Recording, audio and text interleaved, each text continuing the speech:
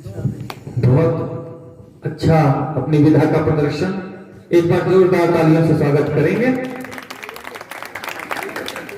और कार्यक्रम बस कुछ ही क्षण शेष। मैं कहना चाहता हूं एक पंक्ति किसी कवि की कि कोई चलता पद चिन्हों पर कोई पद चिन्ह बनाता है, कोई चलता पद चिन्हों पर कोई पद चिन्ह बनाता है, बस वही 16वां वीर पुरुष दुनिया में पूजा जाता है। देता संघर्षों को न्योता, मानवता की खातिर जग में ठोकर से करता दूर सदा, जो भी बाधा आती मग में, जो दान रक्त का देकर भी अपना कर्तव्य निभाता है, बस वही 16वां वीर पुरुष दुनिया में पूजा जाता है। इन्हीं पंक्तियों के साथ मैं आज के इस कार्यक्रम के मुख्य वक्ता श्री राजकुमार तिवारी जी, राष्ट्रीय स्वयंसेवक संघ द्वारका सीतापुर को आमंत्रित करना चाहता हूं कि वो हम सब लोगों का मार्गदर्शन करें।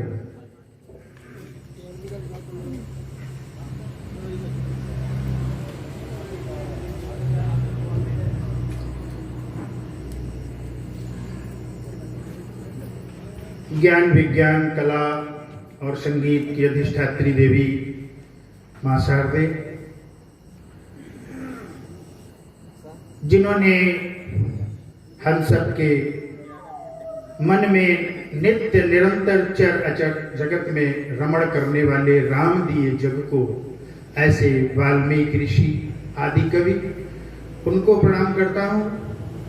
मंच पर मुख्य अतिथि के रूप में आदरणीय बड़े भाई साहब संस्कार भारती के प्रांतीय मंत्री संगठन श्रीमान दिनेश मिश्र राही जी, कार्यक्रम के विशिष्ट अतिथि हमारी संस्कार भारती के जिला संयोजक आदरणीय श्री इंजीनियर अम्बरीश श्रीवास्तव अंबर जी, कार्यक्रम के विशिष्ट अतिथि, इस आयोजन को कहें कि सब रंगों से रंग देने वाले और एक अद्भुत आयोजन बना देने वाले ऐसे विशिष्ट अतिथि आदरणीय Shri inspector Dharmaraj Upadhyay ji, crime branch प्रभारी सीतापुर, क्राइम ब्रांच से सीतापुर, हमारे इस सीतापुर जनपद के कह सकते हैं एक ऐसे चिकित्सक जिनके लिए चिकित्सा कोई धन कमाने का धन व्यवसाय कभी नहीं रहा, समाज सेवा का माध्यम बना। और ईश्वर की कृपा ऐसी कि जिस परिवार में मां सती ने जन्म लिया, जिन्होंने सूर्य की ज्वालाओं से अपने सतीत्व का और एक इस युग में ऐसा प्रकटीकरण किया, जन जन की, हम सबकी, पूरे क्षेत्र की और आराध्या मां सती जय देवी के अनुज, और इस कार्यक्रम के अध्यक्ष और कहें कि संपूर्ण रूप से जिनके चारों ओर यह कार्यक्रम घूम रहा है, ऐसे हमारे आदरणीय डॉक्टर साहब प्रेम शंकर गुप्ता जी, इस कार्यक्रम के आयोजक, उनके सुपुत्र प्रिय अनुज डॉक्टर राजीव कुमार गुप्ता जी, कार्यक्रम में उपस्थित संस्कार भारती के अध्यक्ष और उनकी पूरी टीम, और पत्रकार बंधु जो प्रारंभ से ही मुझे लगा आए होंगे, और ऐसे इस आयोजन में बड़े दादा हमारे श्री ब्रजकांत वाजपेयी जी, जो कभी मंच के निकट बैठने का साहस नहीं होता था और तब भी मंच पर खींच करके बैठा लेते थे और कहते थे कि ये कविता तुम्हारी ठीक है, इसको पढ़ना, तुम सुनाना। और बचपन से ही जिनका साथ मिला, ऐसे हमारे आदरणीय ब्रजकांत वाजपेयी जी, ब्रह्मावली के, अवधि के श्रेष्ठ कवि, रत्नावली जैसा उनका ग्रंथ बहुत प्रसिद्ध। ऐसे हमारे इस आयोजन में मेरा सौभाग्य कि जिनको अपने जीवन में एक प्रेरणा के रूप में लिया, मेरे बड़े भाई साहब राज्य चीनी निगम से अवकाश प्राप्त आदरणीय श्री अशोक कुमार तिवारी जी, इस आयोजन में अन्य उपस्थित सभी महानुभाव, हमारे गुरु जी जिन्होंने प्राथमिक कक्षा में पढ़ाया, आदरणीय श्रीमान शिववर्धनी लाल शुक्ला जी, समाज सेवी हैं और हर प्रकार से हर आयोजन में जहां मैं जुड़ा हूं वहां उनकी उपस्थिति पूरे समय रही। ऐसे आप सबको बहुत बहुत प्रणाम करता हूं, नमन करता हूं।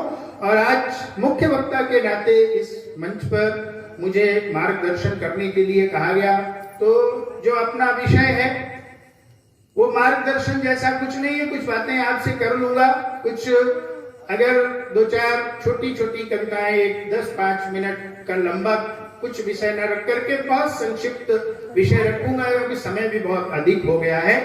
जिन महर्षि वाल्मीकि जी की हम जयंती मना रहे हैं, कुछ उन पर एक विचार करने का विषय है कि जिस ऐसे महापुरुष के लिए हम लोगों ने उनके जीवन की धारा में देखा है, तो जो शास्त्र कहता है कि प्रचेता ऋषि के पुत्र और श्रेष्ठ ऋषि, और जिनकी करुणा से कविता इस संसार में पहली बार आई। 2 प्रकार का वाङ्मय है, साहित्य 2 प्रकार का है, एक वैदिक वाङ्मय है और एक लौकिक वाङ्मय है। जो बंधु हमारे व्यवस्थाओं में लगे हैं, और मैं उनसे निवेदन करना चाहूंगा कि हमारी जब संस्कार भारती की और डॉक्टर साहब संयोजक जी के साथ बैठक हुई, तो डॉक्टर साहब बड़े उदार हैं और उनका ये आयोजन का विचार भी बना ऐसे बातों बातों में कि सुंदर सा लान है, और चांदनी रात में एक परंपरा रही है कि हम लोग रात में खीर करते हैं और उसको अमृत मान करके शरद पूर्णिमा के दिन प्राप्त करते हैं। ऐसा एक आयोजन मैं सबसे चाहता हूं कि थोड़ी देर बैठें। उस बैठक में संस्कार भारती के लोगों से जब उन्होंने कहा कि चाय पानी नाश्ते खाने का क्या व्यवस्था की जाए, हमारे अतन जी बोले ये सबसे गौड़ रखा जाए, खाने पीने की व्यवस्था ये सामान्य हो, कार्यक्रम मुख्य उस भूमिका में रहे। तो बहुत इधर उधर ध्यान न लगाते हुए मैं कह रहा था कि ऐसे जो वाङ्मय 2 प्रकार का है, एक लौकिक वाङ्मय, एक वैदिक वाङ्मय है। जो वैदिक वाङ्मय है जिसमें वेद उपनिषद आते हैं, वह अपौरुषेय है, उसको किसी पुरुष ने, किसी मनुष्य ने उसकी रचना नहीं की है, उसकी रचना करने वाला स्वयं पार ब्रह्म परमेश्वर है, वो अलौकिक है। और जो लौकिक साहित्य है उसमें पहली कविता पूज्य ऋषि आदि कवि महर्षि वाल्मीकि की है। और वो पहली कविता क्या है? एक क्रौंच पक्षी का जोड़ा। आप तमसा नदी पर मध्याह्न दिन अर्थात दोपहर का स्नान करने के लिए जा रहे थे। उस दोपहर स्नान करने के लिए जाते समय प्रकृति के सुंदर मनोरम दृश्यों को देखते हुए अकस्मात दृष्टि पड़ती है तो क्रौंच पक्षी का एक जोड़ा अपनी आनंद की क्रीड़ा में लीन है, और उसी समय एक बहेलिया बाण मारता है, और उस बहेलिए के बाण से जो नर क्रौंच पक्षी है वो बाण उसको लगता है, रक्त से लथपथ वो नीचे गिरता है, और जो क्रौंची है वो तेज तेज से विलाप करने लगती है। और उस विलाप सुनकर के वाल्मीकि ऋषि जी के अंदर करुणा उत्पन्न होती है, और उस करुणा के कारण जो उनके मुख से निकलता है, मां निषाद प्रतिष्ठा त्वं गमा शाश्वती समा यत् क्रौंच मिथुनादेकम अवधि का मोहित। हे व्याध, हे बहेलिए, तुमको संसार में कभी प्रतिष्ठा की प्राप्ति ना हो, क्योंकि तुमने जो आनंद में लीन थे ऐसे क्रौंच पक्षी में से एक को अपने बाण से मार दिया है। और जैसे उनके मुख से ये वाक्य निकलता है तो ऋषि हृदय, महात्मा हृदय, उनके विचार आता है कि ये मैंने क्या किया। या तो इसका काम है, ये व्याध है, ये बहेलिया है, इसका तो यही व्यवसाय है, पेट पालन, इससे इसकी यही जीविका है, ये पक्षियों का वध करता है, और मैंने इसको श्राप दे दिया। और करुणा बड़ी स्वयं रोने लगी। और उस रोते समय उसी समय नारद जी वहां पर उपस्थित होते हैं और कहते हैं महता नाम अनुकंपनम।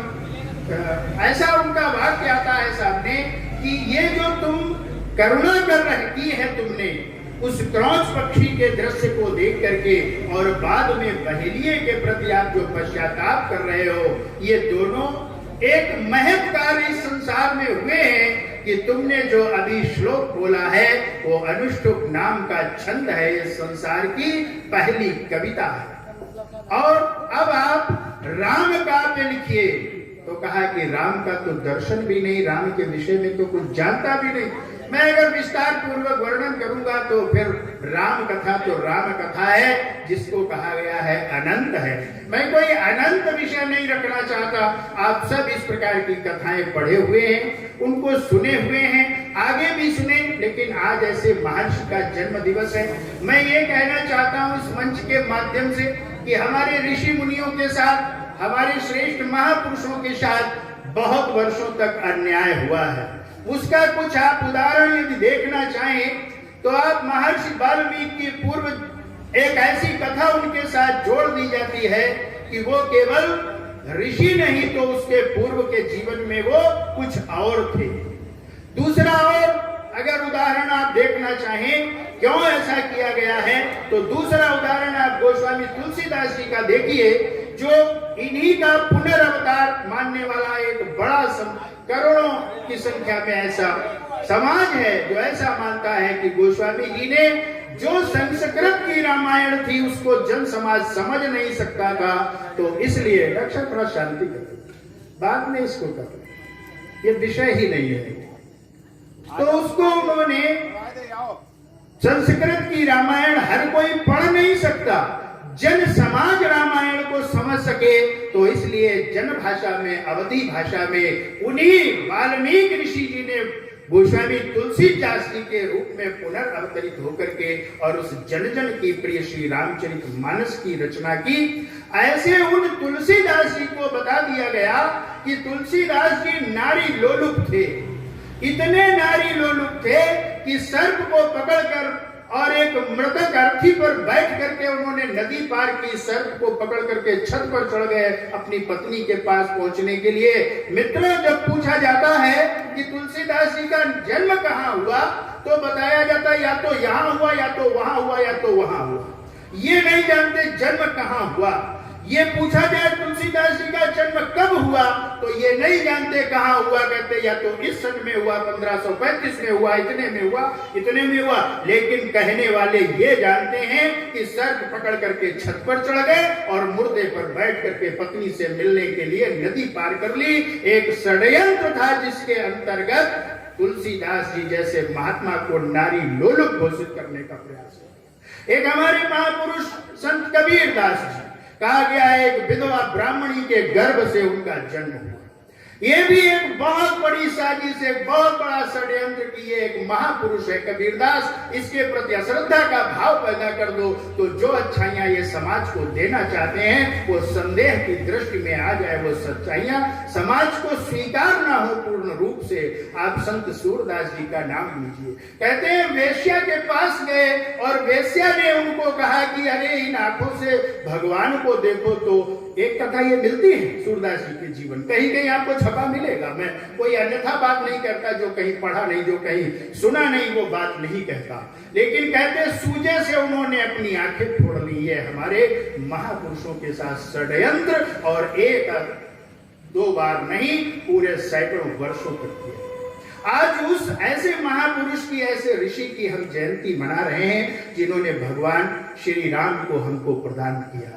भगवान श्री राम के लिए कहा है उन्होंने अपनी रामायण में, रामो विग्रहवान धर्म, कि राम धर्म के साक्षात स्वरूप है। धर्म की कोई व्याख्या नहीं कर सकता, धर्म एक व्यापक शब्द है, धर्म को छोटी सी किसी परिभाषा में नहीं बांधा जा सकता।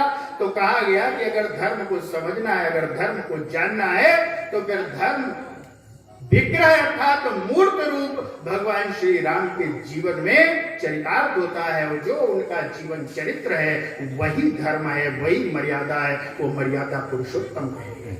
ऐसा कुछ हम आज के इस अवसर पर अपने वक्तव्य के माध्यम से ये भी विचार करना चाहते हैं कि शरद पूर्णिमा के पर्व पर हम एक महान ऋषि का जन्मदिन मना रहे हैं। पूरी श्रद्धा के साथ उनको हम सब नमन करते हैं। कल उनकी जयंती है, आज पूर्व संध्या पर ये आयोजन हुआ।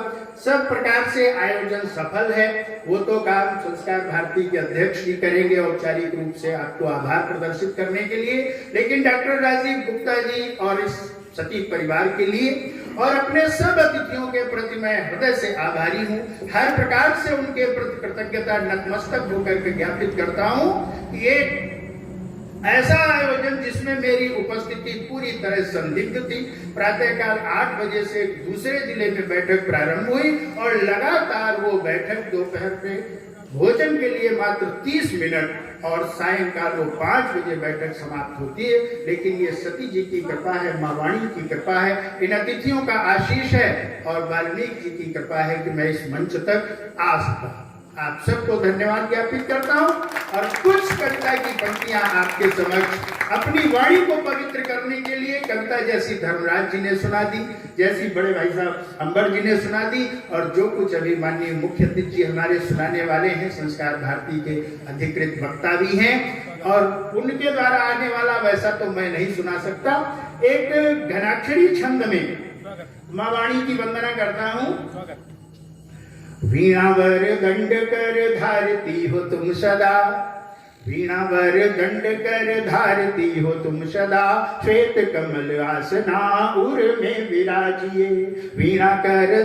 वीणावर दंड कर धारती हो तुम सदा, श्वेत कमल आसना उर में विराजिए। ज्ञान का भरो प्रकाश अंधका करो विनाश, काव्य कला दे नवीन लेखनी संवारिए, लेखनी सुधारिए।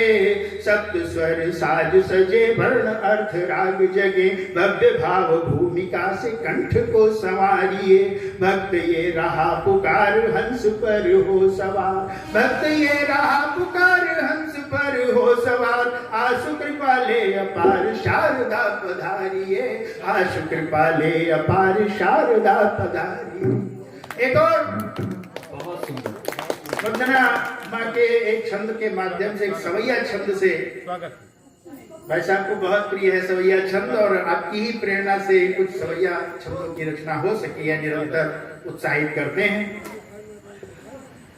हमारे धर्मराज जी जैसे जिस देश में सैन्य वेश में रहते हों, रक्षक के वेश में रहते हों, उस भाव को माँ वाणी से चाहता हूं, प्रार्थना करता हूं। भुज दंड प्रचंड करो जननी, भुज दंड प्रचंड करो जननी, बल पौरुष शक्ति विधान करो। भुज दंड प्रचंड करो जननी, बल पौरुष शक्ति विधान करो। हम युद्ध लड़े हरि के दल से, तुम रागिनी भैरव गान करो। रण में रिपु के जब खंड करे, रण में रिपु के जब खंड करे, हरि शोणित का तुम पान करो। विजयी रण में सुत धीर रहे, विजयी रण में सुत धीर रहे, शुभ आशीष मातु प्रदान करो। विजयी रण में सुत धीर रहे, शुभ आशीष मातु प्रदान करो। भगवान वाल्मीकि जी का आज जयंती का दिन है, और भगवान श्री राम को भी नमन अपनी वाणी से करना चाहूंगा, और ऐसा एक घनाक्षरी छंद के माध्यम से भैया अपने हैं, और थोड़ा सा मैं चाहता हूं मैं कम से कम समय लूं, और हर तरफ से यही संकेत है कार्यक्रम अब समाप्त किया जाए, लेकिन जितना संस्कार भारती ने और डॉक्टर साहब ने परिश्रम किया है वो किया है, तो उसका पूरा हो जाए। तो आगे देखते हैं। स्वामी सारे जग के नियंता एक मात्र है जो, स्वामी सारे जग के नियंता एक मात्र है जो, जड़ जीव सभी करे नित्य ही प्रणाम उन्हें। दादा स्वामी सारे जग के नियंता एक मात्र है जो, जड़ जीव सभी करे नित्य ही प्रणाम उन्हें। रस न से रटते हैं, कानों से भी सुनते हैं, मन से मनन करे बिना ही विराम उन्हें। भूले से भी ना भूलते, भूले से भी भूलते न रखते हैं, याद सदा अपना ही मानते हैं, सब अठो याम उन्हें। रिद्धि सिद्धि बल बुद्धि और प्रसिद्धि दे अपार, आदि कवि वाणी देती नाम श्री राम उन्हें, आदि कवि वाणी देती नाम श्री राम उन्हें। जय श्री राम। एक छोटा सा गीत और पढ़ता हूं, और वो गीत मैं इस वातावरण को, इस आंगन में बचपन बीता है, कभी ये नहीं लगा कि उस घर में हूं या इस घर में, ये अपना है या वो अपना है, कभी पहचान नहीं कर। डॉक्टर साहब से बचपन से इतना प्यार मिला है कि एक कहें हमारे पिताजी के तुल्य, या कितने भाव के साथ मैं उनको हमेशा अपने हृदय में रखता हूं। और एक अध्यापक के नाते दो ही काम किए, कुछ लिखा कुछ पढ़ा। ठीक रहेगा राजीव जी? स्वागत है। कभी कुछ लिखा है, कभी कुछ पढ़ा है, बस यूं ही हमने ये जीवन जिया है। कभी कुछ पढ़ा है, कभी कुछ लिखा है, बस यूं ही हमने ये जीवन जिया है। क्यों आए जहां में ये जाना नहीं है, क्यों आए जहां में ये जाना नहीं है, क्यों आए जहां में ये जाना नहीं है। पाया जो खुद से वो हासिल किया है। कभी कुछ पढ़ा है, कभी कुछ लिखा है, बस यूं ही हमने ये जीवन जिया है। न खुशी में हंसे हैं, न गम में है रोए, न खुशी में हंसे हैं, न गम में है रोए, न खुशी में हंसे हैं, न गम में है रोए। मधुया कटघूंट एक सा पिया है। कभी कुछ पढ़ा है, कभी कुछ लिखा है, बस यूं ही हमने ये जीवन जिया है। गरीबी तो आई मिटी ना अमीरी, गरीबी तो आई मिटी ना अमीरी, गरीबी तो आई मिटी ना अमीरी। ओढ़े दुशाले फटा दामन सिया है। कभी कुछ पढ़ा है, कभी कुछ लिखा है, बस यूं ही हमने ये जीवन जिया है। न माना किसी को भी अपना पराया, न माना किसी को भी अपना पराया, न माना किसी को भी अपना पराया। जिसने पुकारा साथ उसका दिया है। कभी कुछ पढ़ा है, कभी कुछ लिखा है, बस यूं ही हमने ये जीवन जिया है। तमन्ना नहीं है कि बरसों जीऊं मैं, तमन्ना नहीं है कि बरसों जीऊं मैं, तमन्ना नहीं है कि बरसों जीऊं मैं। अभी से सिरहने कफन रख लिया है। कभी कुछ पढ़ा है, कभी कुछ लिखा है, बस यूं ही हमने ये जीवन जिया है। कभी कुछ पढ़ा है, कभी कुछ लिखा है, बस यूं ही